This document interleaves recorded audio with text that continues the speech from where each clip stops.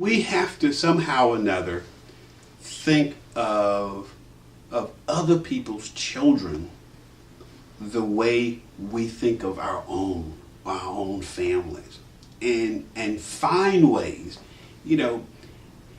whether you are the Mitt Romneys, the wealthiest folk in the world, or the folk in the projects, there is tremendous love and nurturing and happiness at the birth of a child. And at the birth of a child, we all find ways to the blankets, the happy talk. I mean, we constantly find ways to nurture and support and have high expectations for children. Whether you are in the 1% or the 99%, when kids are crawling, I mean, we're celebrating those developmental milestones for children, whether you're in the projects or whether you're in the high-rise towers in Manhattan. And for some reason, at some point, there starts to be a divide. And that divide is not an individual divide. It's a systemic or a societal divide. That when you get to the third grade or the fourth grade or the fifth grade, there seems to be different expectations for different children. And I have not seen that type of differentiation when kids are 1 day old or 1 week old. Go to any nursery, high school nursery, and walk the halls. Whether you white, whether you black, whether you Hispanic, whether you male, female, everybody has high expectations. Everybody's loving everybody else's baby. They're just tremendous outpouring of love and support, irrespective of color. I guess you don't know what the income level of an infant that's 2 days old, but everyone's smiling and goo-gooing and wanting the very best for those children and having the very best and highest expectations for them. Ooh, look at them, they moved their head, or they was able to lift their head up. Everybody, the nurses, the doctors, the visitors, everyone's excited. We have that same level of excitement when you go to daycare centers for the most part.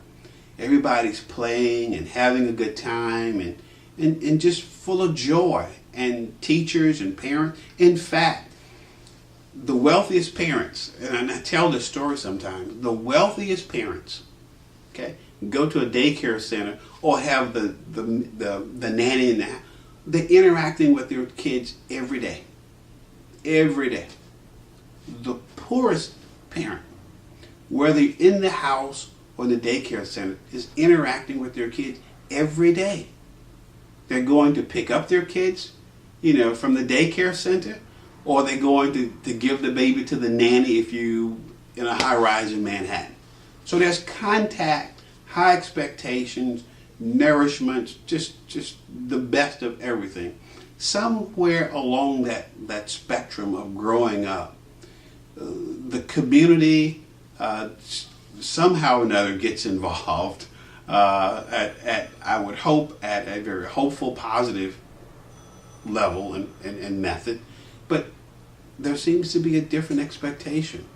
For example, we talk about parents not being engaged in public schools. Well, every parent, I just said that, a low-income parent goes to the daycare center, picks their kid up every day.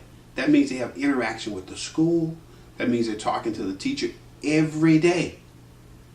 When they go to public school, I'm told, well, this group of parents, they don't participate or they don't come to school. Well, why?